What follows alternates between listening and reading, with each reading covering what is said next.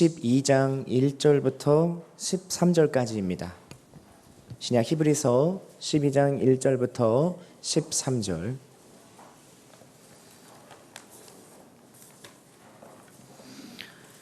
우리 찾으신 말씀을 한 목소리로 합독하시겠습니다. 이러므로 우리에게 구름같이 둘러싼 허다한 증인들이 있으니 모든 무거운 것과 얽매이기 쉬운 죄를 벗어버리고 인내로써 우리 앞에 당한 경주를 하며 믿음의 주요 또 온전하게 하시는 이인 예수를 바라보자. 그는 그 앞에 있는 기쁨을 위하여 십자가를 참으사 부끄러움을 개의치 아니하시더니 하나님 보좌 우편에 앉으셨느니라. 너희가 피곤하여 낙심하지 않기 위하여 죄인들이 이같이 자기에게 거역한 일을 참으신 일을 생각하라. 저희가 죄와 싸우되 아직 피 흘리기까지는 대항하지 아니하고 또 아들들에게 권하는 것 같이 너희에게 권면하신 말씀도 잊었도다. 일러스되 내 아들아 주의 징계하심을 경히 여기지 말며 그에게 꾸지람을 받을 때에 낙심하지 말라. 주께서 그 사랑하시는 자를 징계하시고 그가 받아들이시는 아들마다 채찍질 하심이라 하였으니 너희가 참음은 징계를 받기 위함이라. 하나님이 아들과 같이 너희를 대우하시나니 어찌 아버지가 징계하지 않는 아들이 있으리요. 징계는 다 받는 것이거늘 너희에게 없으면 사생자요 친아들이 아니니라. 또 우리 육신의 아버지가 우리를 징계하여도 공경하였거든 하물며 모든 영의 아버지께 더욱 복종하며 살려 하지 않겠느냐. 그들은 잠시 자기의 뜻대로 우리를 징계하였거니와 오직 하나님은 우리의 유익을 위하여 그의 거룩하심에 참여하게 하시느니라. 무릇 징계가 당시에는 즐거워 보이지 않고 슬퍼 보이나 후에 그로 말미암아 연단받은 자들은 의와 평강의 열매를 맺느니라. 그러므로 피곤한 손과 연약한 무릎을 일으켜 세우고 너희 발을 위하여 곧은 길을 만들어 저는 다리로 하여금 어그러지지 않고 고침을 받게 하라. 아멘. 자, 하나님 말씀 전하는 강단에서 항상 말씀을 읽고 선포하는 건 설교자로서 가슴 떨리는 일이죠. 그런데 오늘처럼 저희 이 육체의 감각적으로도 말씀을 읽으며 가슴 떨렸던 적이 언제쯤이었을까 싶습니다. 말씀을 읽다가도 다리가 막 공중으로 둥둥 뜰 것 같고 기대와 불안과 감사와 또 여기 한기퉁이를 가득 채우고 있는 저 청년 지체들의 얼굴을 바라보면 감사와 사랑도 가득한 시간인 것 같습니다. 제가 몇 번 강단에서 제 이야기를 한 적이 있는데 여러분 그래도 잘 모르실 것 같아서 다시 한번 말씀을 드리자면 저는 지난 2009년에서 10년까지 제가 대학원 첫 해를 마치고 나서 일본 동경에 있는 한인교회로 파송을 받아 총회 파송 견습 선교사 훈련을 받고 왔습니다. 훈련 기간은 1년이었고요. 제 주요 사역은 교회에 머물면서 장기 선교사님을 보필하고 그리고 교회의 제반 업무들을 담당하는 상주하는 전도사 역할을 했었습니다. 그리고 나서 한국으로 귀국을 해서 2010년에 사역지를 찾는데 마침 그때 서울에 있는 모처의 교회 고등부에서 지금 당장 유학 때문에 연중에 그만두게 되시는 고등부 사역자의 자리를 대신해서 고등부를 감당하되 단 조건이 있었습니다. 한 달 후에 출발하는 일본 비전 트립 팀, 고등부 팀을 이끌어 줄 것. 그 단서 조항이 붙어서 제가 파격적으로 전격적으로 교회 고등부를 맡게 되었죠. 그리고 나서 정말로 부임하고 한 달 있다가 이제 막 얼굴이랑 이름 익힌 고등학생 20명을 데리고 일본 오사카로 단기 선교 훈련을 가게 된 겁니다. 제가 그 이후로 그 교회에서 3년 동안 똑같은 코스로 학년만 계속해서 올라오는 고등학생 20명들을 데리고 견주 선교를 3번 다녀왔는데요. 첫 해에는 솔직히 말씀드리죠. 우리 성도님들 이제 그리고 시간이 좀 지났으니까 할 수 있는 말이지만 첫 해에는 솔직히 말하면 제 한 몸 건사하기 쉽지 않더라고요. 두 번째 해에는 아이들이 어떻게 움직이는지가 조금 보이고, 세 번째 해에는 이 아이들과 세 번째, 저는 똑같은 코스를 계속 가는 거니까, 그리고 비슷한 고1 또래 친구들을 보는 거니까, 세 번째 해에는 요 녀석들이 요 다음에 어떻게 움직이겠구나, 한 수 두 수 앞이 보이기 시작하더라고요. 그런데 여러분, 고등학생 자녀들 키우시고 고등학생 만나보시는 분들 아시겠지만, 요새 고등학생들 덩치는 엑스라지 사이즈인데 이 정신적인 발달과 성숙은 아직 좀 스몰 미디움이에요. 예. 겉으로만 커지 속은 애거든요. 그래서 이 어린아이들 같은, 모아놓으면 더 어린애 같아요. 어린애 같은 고등학생 20명을 데리고 비전 트립, 그러니까 국외 선교 훈련을 다니면서 매해 반복되는 사건들로 하나님께서 이 아이들을 훈련시키시는데 참 재미있었습니다. 꼭 일어나는 사건들이 있죠. 여러분, 저희가 주로 갔던 비전 트립 장소가 일본 오사카 근교입니다. 일본 오사카 근교에는 이제 여름이 되면 저희가 이제 8월, 7월 말 8월 그 여름 한가운데, 지금 딱 우리 국내 선교 팀이 가는 요 기간에 오사카를 가면 오사카 시내의 기온이 37도를 찍습니다. 예, 그리고 첫 번째 관광지인 교토와 나라를 가면, 제가 아직도 기억해요. 첫 해의 비전 트립을 갔는데 교토에 갔는데 수온계가 39.2도를 찍은 거예요. 애들 중에 별 준비 없이 잠도 덜 자고 방학 때 막 낮밤 밖에서 생활하던 친구들이 수면이 부족한 상태에서 체온이 올라가면 기본적으로 오는 질병이 열사와 탈수입니다. 체온이 막 올라가기 시작하는 거예요. 예. 그러면 또 막 그 전에 이제 비전 트립 훈련을 열심히 받은 이 고등학생 친구들과 선생님들이 모여서 막 그 아이를 위해서 교회에서 붙잡고 안수 기도를 합니다. 한 30분씩 막 울면서 기도를 해요. 그러면 어떻게 돼요, 여러분? 그 친구는 서늘한데서 가만히 누워서 쉬면서 심지어 기도도 들으니까 체온이 내려가요. 병이 나아요. 그죠? 그러면 또 고등학생 친구들은 병이 나았다고, 하나님의 응답을 주셨다고 막 용기 백배해져서 기뻐하고 감사하고 막 눈이 들뜨기 시작합니다. 그냥 쉬어서 나은 건데, 예, 그죠? 예. 그리고 꼭 거리 공연을 한 번씩 준비합니다. 거리 공연을 한 번씩 준비해서 그 일본 지역에 가서 가장 번화에 있는 오사카 난바거리에 가서 거기서 이제 찬양하는 워십도 하고 막 전도도 하고 전도지도 돌리고 하는 공연들을 꼭 해요. 근데 여러분, 7, 8월에 해양성 기후를 타면 대부분 어때요? 12시에서 2시 사이에 국직전 소나기가 내려요. 아이들이 공연하는 시간은 12시에서 2시 사이예요. 그죠? 그러면 공연 30분을 앞두고 비가 내릴까요, 안 내릴까요? 내려요. 그러면 또 애들이 눈물을 흘리면서 동그랗게 원을 그리고 무릎을 꿇고 그 자리에서 기도를 하죠. 기도를 하면 10분, 15분 안에 비는 다 멈춰요. 국지성 호우거든요. 휙 지나가고 해가 쨍쨍 내리쬐요.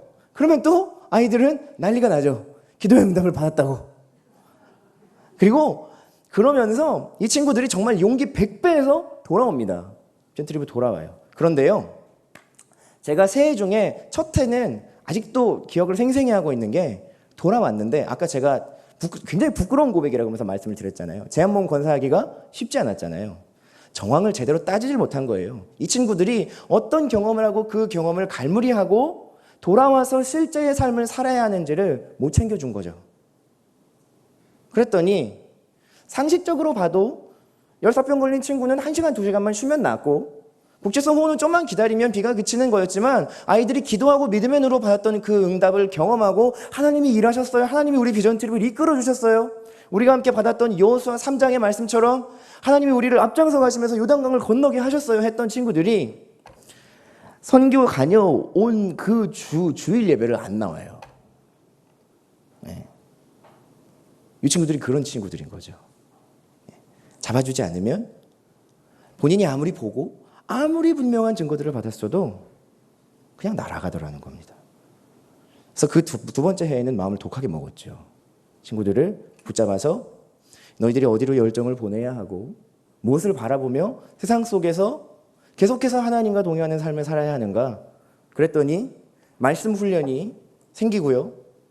고등학생들이 드리는 예배, 우리 교회 고등부랑 예배 시간이 똑같았던 걸로 기억하는데, 예배를 살리겠다고 고등학생 친구들이 2학년, 3학년 이제 수능 앞둔 친구들이 아침에 1시간 전에 나와서 자발적으로 예배를 위해서 기도하는 중보 모임이 생기고요. 제자훈련을 받는 모임들이 생겨나고, 자기의 꿈과 그리고 함께 비전 트립을 다녀온 친구들이 일본 땅을 위해서 기도하는 모임들이 생겨나더라는 겁니다. 제가 오늘 전하긴 말씀에 앞서서 제가 경험했던 미천하죠. 미천한 선교의 경험을 함께 나누고자 하는 이유는, 우리가 흔히 선교 훈련을 받거나 아니면 중요한 일전을 앞두고 혹은 믿음의 승부를 앞두고 우리 성도님들 모두 다 하나님의 도우심을 구하고 우리가 어느 편에 서야 할 것인가, 어떤 말씀을 따라야 할 것인가 할 때 대부분 우리들은 우리가 하나님 편에 이미 서 있다고 상정하고 하나님 뒤만 따라가면 하나님의 역사를 보여주시겠거니, 우리를 약속의 땅으로 인도해 주시겠거니 생각하는 것이지요. 하지만 여러분, 제가 오늘 말씀을 증거하기 전에 미리 여러분에게 상정하여 말씀드리건대, 믿음은 분명히 상호적인 것입니다. 그렇기 때문에 하나님께서 우리를 이끌어 가시기 전에 내가 하나님과 어떤 관계를 맺고 있는가가 분명히 고백되고 반드시 검증되지 않으면 하나님의 일은 하나님의 일대로 신실하게 드러나지만, 그것이 내 삶의 믿음의 자세를 통해서 혹은 내 삶에 일어나는 믿음의 사건들을 구체적으로 받아들이는 해석과 관점이 내 안에 살아있지 못하면 사건은 사건대로 해프닝으로 끝나게 되어버리고 나는 여전히 믿음이 없는 황량한 땅과 같은 자리에 남게 될 수도 있다는 것이죠. 오늘 히브리서 12장의 말씀, 본문 말씀을 그래서 함께 내일부터 국내 단기 선교 훈련에 참여하는 우리 청년 지체들과 또 오늘 저녁 예배, 파송 예배의 자리에 함께 나와서 주님 말씀에 귀 기울이시기 원하는 성도님들께 이 말씀을 통해서 믿음의 자세와 그리고 우리가 그 믿음의 자세를 가지고 세상으로 나아갔을 때에 하나님께서 허락하시는 사건들을 어떠한 관점으로 바라보아야 하는가, 그리고 이 모든 과정들을 통하여 하나님께서 우리에게 궁극적으로 서게 하시고자 하는, 깨닫게 하시고자 하는 삶의 부르심은 무엇인가 말씀을 통하여 함께 살펴보고자 합니다. 히브리서 11장과 12장의 말씀은 잘 알고 계시다시피 믿음의 유산장으로 알려져 있는 말씀입니다. 아벨과 가인부터 시작해서 에녹과 노아, 아브라함, 이삭과 야곱, 요셉, 모세, 이와 같은 많은 믿음의 증인들이 이러한 일들을 겪었고 그 가운데에도 하나님을 향한 믿음을 포기하지 아니하여서 그들이 확증과 또 하나님이 허락하시는 존귀한 자리에 서게 되었다. 이것이 11장의 전반의 내용이죠. 그리고 12장에 우리가 오늘 함께 살펴본 1절부터 13절의 말씀에 본문이 놓여져 있는 것입니다. 자, 믿음에 관하여서 그 믿음의 모든 유산들과 믿음의 본질을 밝혀내고 있는 이 말씀이 과연 성경에서 말씀하고자 하는 믿음이 무엇인가? 여러분, 오늘 12장 1절 우리 말씀을 다시 한번 같이 읽어보도록 하겠습니다. 12장 1절입니다. 시작. 이러므로 우리에게 구름같이 둘러싼 허다한 증인들이 있으니 모든 무거운 것과 얽매이기 쉬운 죄를 벗어버리고 인내로써 우리 앞에 당한 경주를 하며. 그렇습니다, 여러분. 우리가 믿음의 자세를 가지고자 할 때에 혹은 성경에서 말씀하시고자 하는 그 믿음을 알아가고 실천하고자 할 때에 항상 첫 번째로 대면하게 되는 자리는 바로 이 믿음의 자세, 인내를 가지는 것, 우리 앞에 당한 경주를 인내로서 감당하는 것, 이것입니다. 그런데 여러분, 이 말 자체가 굉장히 중요한 의미를 내포하고 있습니다. 왜냐하면 여기에는 인내라는 말로 표현이 되어져 있지만 본문에 나오는 인내 혹은 믿음, 경주를 행하는 것, 그리스도를 바라보는 것, 이 모든 것들이 참아내다, 인내하다, 굳건히 서다라는 개념에 포함이 되어 있기 때문입니다. 8절에도 나오고요. 11장 17절에도 나오는데 이 말씀의 어원은 구약의 하박국서 2장 4절, 보라 그의 마음은 교만하여 그 속에 정직하지 못하나 의인은 믿음으로 말미암아 살리라. 여기에 나오는 믿음이라고 하는 단어와 그 맥락을 같이 합니다. 그리고 이 하박국 2장 4절에 나오는 믿음이란 말씀은 또 어디에서 나온 것이냐? 이사야서 7장 9절 말씀에 보면 너희가 굳건히 서 있으려면 너희의 믿음을 굳건히 하라. 여러분, 그런데 이 구절은 똑같은 단어들을 가지고 단어가 단어를 설명하듯이 쓰여져 있는 구절이에요. 그 때문에 믿음은 곧 굳건히 서 있는 것, 굳건히 서 있는 것은 믿음의 자세, 이것을 서로 동의적으로 해명하고 있는 말씀인 것이죠.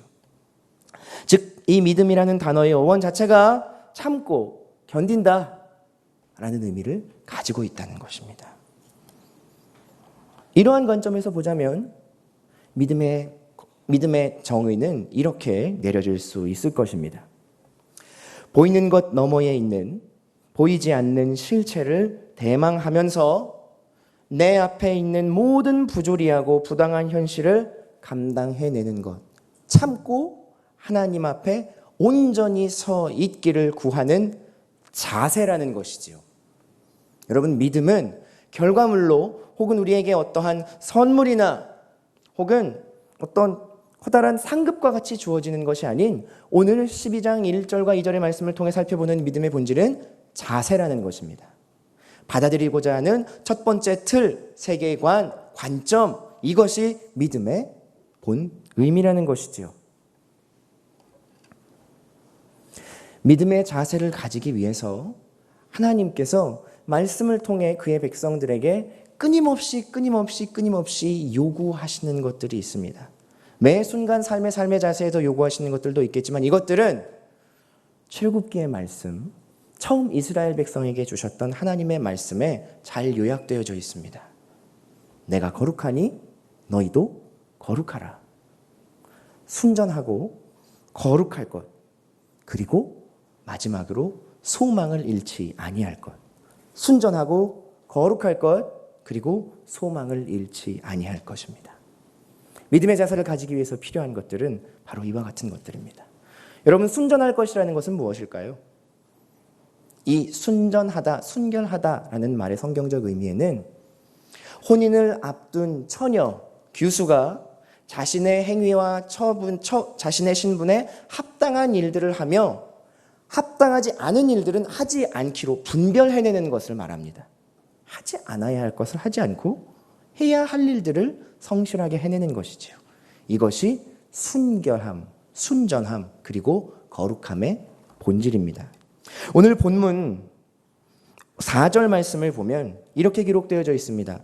너희가 죄와 싸우되 아직 피 흘리기까지는 대항하지 아니하고. 여러분, 죄는 우리의 순전함을 망가뜨리는 것입니다. 하나님 앞에 거룩함의 관계를 깨어뜨리는 원인이 됩니다. 그런데 이 죄를 우리의 삶에서 떨어내어버리고 내쳐버리기 위해서 얼만큼 싸워야 한다고요? 피 흘리기까지. 순결과 거룩은 단어 자체들이 풍기는 뉘앙스만큼 고상하지 않습니다. 치열하고 맹렬하고 열정적이고 싸워서 이기느냐 이기지 못하고 패배하느냐 절체절명의 승부의 자리와도 같은 것입니다. 믿음의 자세를 가진다는 것은 말씀을 읽고 그래 내가 이 말씀을 믿지 아멘 하고 그 자리에서 끝나고 확증되고 완료 컴플리트 되는 것이 아니라는 것이지요. 오히려 나의 삶의 자리로 내려가서 그 자리에서 내가 피 흘리기까지 싸우며, 피 흘린다는 건 뭘까요, 여러분? 쉽게 얘기하자면 상처가 난다는 겁니다. 나를 해코지하고 나를 쓰러뜨리려고 하고 나와 하나님의 온전한 관계들을 넘어뜨리려 하는 것들이 끊임없이 공격한다는 것이죠. 나의 옛사람일 수도 있고요. 악한 원수의 계획일 수도 있고요. 청년의 자리에서는 매일매일 계속되는 우리가 직면할 수밖에 없는 세상의 부조리함들 혹은 우리에게 요구하고 강요하는 세상의 기준과 틀들, 물질적인 가치들인 것입니다. 이것들 앞에 순전함과 거룩함을 지켜가는 것, 그리고 무엇보다 소망을 잃지 않는 자세, 이것이 주님 앞에 온전히 서서 믿음의 자세를 지켜가는 믿음의 과정의 첫 번째 단계가 된다는 것입니다. 그 다음에는 어떠한 과정이 우리를 기다리고 있는가? 구체적인 사건들이 일어나게 되죠. 믿음의 자세를 굳건히 하고 늘 노력하며 깨어서 순전함과 거룩함과 소망을 잃지 아니함으로 우리의 삶의 자리에 나아가면 우리를 기다리고 있는 일들이 터져나옵니다. 하루하루 우리가 아침에 새벽 예배의 자리에서 새벽 기도의 자리에서 오늘 하루를 하나님 앞에 맡깁니다 하고 밖으로 나가면 우리는 곧바로 마치 하나님이 계시지 않는 것만 같은 세상을 마주하게 되는 것과 정확하게 일치하는 말씀이지요. 여러분, 하지만 분명히 말씀드리건대 이 세상의 모든 이치와 모든 삼라만상에 일어나고 지고 생사화복의 주인은 살아계신 하나님이십니다. 아멘이십니까? 하나님은 보이지 않는 이 세상의 주관자요 주인이신 줄을 믿습니다. 그렇다면 우리들은 믿음의 자세와 믿음의 고백으로 이렇게 고백할 수 있어야 하는 것이지요. 세상 가운데에 하나님의 역사하심이 드러날 것입니다. 하나님의 일하심이 드러날 것입니다. 그것은 회복과 성취와 하나됨, 하나님의 선하신 뜻이 이 땅 가운데의 주의 백성들을 통하여 이루어지는 것입니다. 이러한 고백을 가지고 우리의 삶의 자리로 나아갈 수 있습니다. 자, 그리고 나서 우리에게 닥쳐오는 모든 사건들을 이제는 믿음의 자세를 가지고 해석해 나가야 하는 것이지요. 그런데 이때 말씀드렸다시피 우리가 고백한 것처럼 세상의 주인 되시는 하나님의 선하신 계획들, 회복, 성취, 하나됨, 이와 같은 선한 일들이 일어나고 있구나라는 확신을 가지기 위해서 반드시 필요한 요소들이 있습니다. 그것은 감사와 겸손입니다. 자, 오늘 본문 말씀에서는 이 원리를 이렇게 풀어 설명하고 있습니다. 7절의 말씀인데요. 우리 함께 읽어보겠습니다. 시작. 너희가 참음은 징계를 받기 위함이라. 하나님이 아들과 같이 너희를 대우하시나니 어찌 아버지가 징계하지 않는 아들이 있으리요. 자, 하나님께서 우리의 삶 가운데에 감사와 겸손의 법을 가장 실질적으로 알게 하시는 과정이 있는데 그것이 바로 오늘 본문에 나오는 아버지의 마음으로 주시는 징계라는 것입니다. 우리 성도님들께 묻겠습니다. 그냥 끄덕끄덕 아니면 절레절레 이렇게 소리 없이 대답해 보십시오. 여러분, 우리가 세상을 살아가면서요, 아무 가치도 없고 아무 이로움도 없는 나를 하나님이 전적인 은혜로 사랑하시고 나를 지켜주시는구나, 이렇게 매일매일 고개를 끄덕이며 살아가기가 쉽나요? 우리 청년들 말로 연락 어렵습니다. 보통 어려운 일이 아니지요. 쉽게 잊혀지고요. 은혜와 감사의 자리는 마치 내게 감사와 은혜의 자격이 있기 때문에 응당 주어지는 것과 같이 교만하게 되기 십상입니다. 이 자리를 아버지 하나님께서 그 아버지의 마음 그대로 감사와 겸손으로 깨닫게 하시기 위해 주시는 것이 징계라는 것입니다. 여기에는 분명한 이유와 결말이 있습니다. 11절의 말씀을 함께 읽어보겠습니다. 시작. 무릇 징계가 당시에는 즐거워 보이지 않고 슬퍼 보이나 후에 그로 말미암아 연단받은 자들은 의와 평강의 열매를 맺느니라. 아멘이십니까? 하나님의 마음은 변함이 없으십니다. 구약의 모든 예언서의 말씀을 통하여서 심판과 징계를 말씀하시는 하나님께서도 결국에는 심판을 위한 심판, 징계를 위한 징계로 이스라엘 백성을 멸망하게 하지 않으셨다는 것을 예언서를 읽어보신 성도님들은 알고 계실 겁니다. 오히려 그 징계들은 나에게 돌아오라, 내가 너희를 값없이 사랑하는 그 사랑을 좀 깨달아라, 너희가 살 길은 나를 섬기고 나를 사랑하며 내 법도를 지키는 것, 거기에 머무는 것인데 자꾸 어딜 가니? 세상 가서 뭐 좋은 게 있다고, 뭐 맛있는 걸 먹겠다고 자꾸만 내 곁을 떠나려 하니? 하나님의 사랑의 외침이 그 가운데에 들려오는 것이지요. 그리고 이 모든 일들이 하나님의 선하신 뜻 가운데 이루어지고 난 후에는 오늘 본문 11절의 말씀처럼 연단받은 자들이 의와 평강의 열매를 얻게 하시려는 하나님의 본심, 하나님의 진짜 이유가 숨겨져 있는 것입니다. 믿음의 두 번째 단계는 이와 같은 사건의 발생과 해석의 단계입니다. 감사와 겸손을 알게 하시는 징계조차도 우리가 아버지의 마음으로 주시는 그 징계를 온전히 연단받아 소망과 의와 평강의 열매를 맺게 되면 우리는 그때에 비로소 믿음의 마지막 단계, 우리를 향한 부르심을 깨닫는 단계에 이르게 됩니다. 우리 다시 한번 12장 1절의 상반절 말씀만을 읽어보겠습니다. 상반절만 읽겠습니다. 시작. 이러므로 우리에게 구름같이 둘러싼 허다한 증인들이 있으니, 여기까지입니다.